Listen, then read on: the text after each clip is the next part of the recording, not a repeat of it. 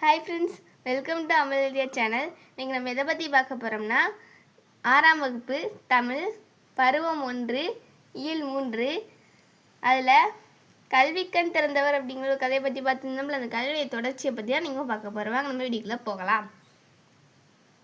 நிகழ்வு 4. பரமக்குடி தரைப்பாலத்தை பார்த்தபோது உடன் வந்த கல்வி அலுவலரிடம் பேசினார். இந்த காட்டாற்றில் தண்ணீர் போகும்போது இந்த பக்கத்து மாணவர்கள் எப்படி பள்ளிக்கூடத்திற்கு போவார்கள் என்றார். மழைக்காலத்தில் மாணவர்கள் பள்ளிக்கு வரமாட்டார்கள் ஐயா என்றார் அலுவலர். அப்போ இந்த பக்கம் ஒரு பள்ளிக்கூடம் கட்டலாமே என்றார் அவர். கல்வித்துறை விதியின்படி 3 மைல் தூரத்திற்குள் பள்ளிக்கூடம் இருந்தால் பக்கத்தில் வேறு பள்ளிக்கு அனுமதி கிடையாதே என்று அலுவலர் கூறினார்.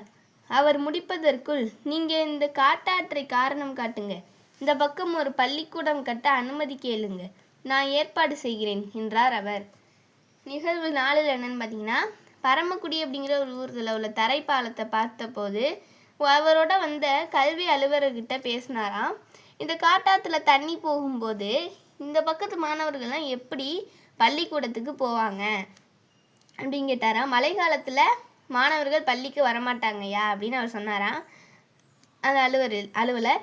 அப்போது இந்த பக்கம் ஒரு பள்ளிக்கூடம் கட்டலாமே அப்படின்னு சொன்னாராம் அவர். கல்வித்துறை மீதின்படி 3 மைல் தூரத்திற்குள் பள்ளிக்கூடம் இருந்தால் பக்கத்தில் வேறு பள்ளிக்கு அனுமதி கிடையாதே அப்படின்னு அலுவலர் கூறினாராம். அவர் முடிக்கிறதுக்குள்ளே, நீங்கள் இந்த காட்டாற்றை காட்டுங்க, இந்த பக்கம் ஒரு பள்ளிக்கூடம் கட்ட அனுமதி கேளுங்க, நான் ஏற்பாடு செய்கிறேன் அப்படின்னாராம் அவர்.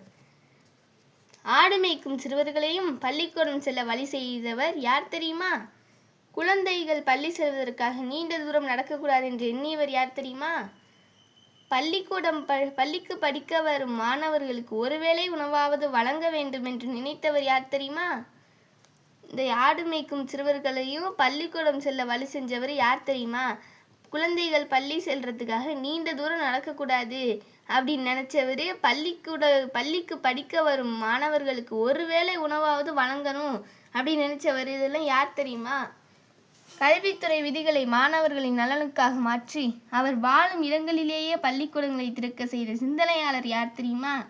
கல்வித்துறை விதிகளை எல்லாம் மாணவர்களின் நலனுக்காக மாற்றி அவர் வாழும் இடங்களிலேயே பள்ளிக்கூடங்களை திறக்க செஞ்ச சிந்தனையாளர் யார் தெரியுமா? அவர்தான் கல்வி கண் திறந்தவர் என்று தந்தை பெரியாரால் மனமாற பாராட்டப்பட்ட மறைந்த மேனாள் முதல்வர் காமராசர் ஆவார்.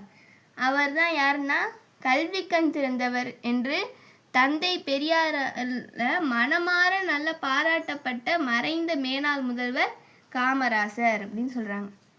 காமராசரின் கல்வி பணிகள். காமராசர் முதல் அமைச்சராக பதவியேற்ற நேரத்தில் ஏறக்குறைய 6000 தொடக்கப்பள்ளிகள் மூடப்பட்டிருந்தன. காமராசர் முதலமைச்சராக பதவியேற்ற நேரத்தில் ஏறக்குறைய 6000 தொடக்கப்பள்ளிகள் மூடி இருந்துச்சான். அவற்றை உடனடியாக திறக்க ஆணையிட்டார். அது எல்லாத்தையும் உடனே திறந்துடுங்க அப்படின்னு சொல்லி ஆணையிட்டாராம். மாநிலம் முழுவதும் அனைவருக்கும் இலவச கட்டாய கல்விக்கான சட்டத்தை இயற்றி தீவிரமாக நடைமுறைப்படுத்தினார். மாநிலம் முழுவதும் எல்லாருக்குமே இலவச கட்டாய கல்விக்கான சட்டத்தை இயற்றி தீவிரமாக நடைமுறைப்படுத்தினாராம். மாணவர்கள் பசியின்றி படிக்க மதிய உணவு திட்டத்தை கொண்டு வந்தார். மாணவர்கள் எந்த பசி இல்லாமல் நிம்மதியாக படிக்கிறதுக்கு மதிய உணவு திட்டத்தையும் கொண்டு வந்தாரா. பள்ளிகளில் ஏற்றத்தாழ்வின்றி குழந்தைகள் கல்வி கற்க சீருடை திட்டத்தை அறிமுகம் செய்தார்.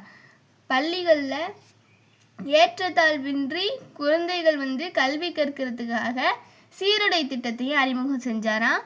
பள்ளிகளின் வசதிகளை பெருக்க பள்ளி சீரமைப்பு மாநாடுகள் நடத்தினார். பள்ளிகளுடைய வசதிகளெல்லாம் பெருக்கிறதுக்கு பள்ளி சீரமைப்பு மாநாடுகளும் நடத்தினாராம்.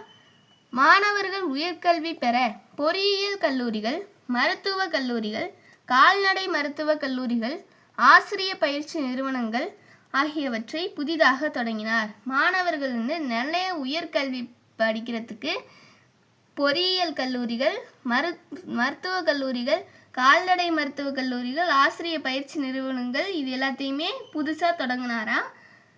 தமிழ்நாட்டில் பல கிளை நூலகங்களை தொடங்கினார்.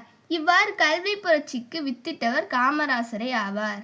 தமிழ்நாட்டில் நிறைய கிளை நூலகங்களை தொடங்கினாராம். இந்த மாதிரி கல்வி புரட்சிக்கு வித்திட்டவர் காமராசரே ஆவார் அப்படின்னு சொல்கிறாங்க.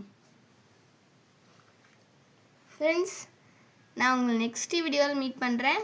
உங்களுக்கு இந்த வீடியோ பிடிச்சிருந்துச்சுன்னா சப்ஸ்கிரைப் பண்ணுங்கள், லைக் பண்ணுங்கள், ஷேர் பண்ணுங்கள், கமெண்ட் பண்ணுங்கள், மறக்காமல் பக்கத்தில் உள்ள பெல் ஐக்கானை ப்ரெஸ் பண்ணுங்கள். பாய் ஃப்ரெண்ட்ஸ், தேங்க்யூ ஃபார் வாட்சிங்.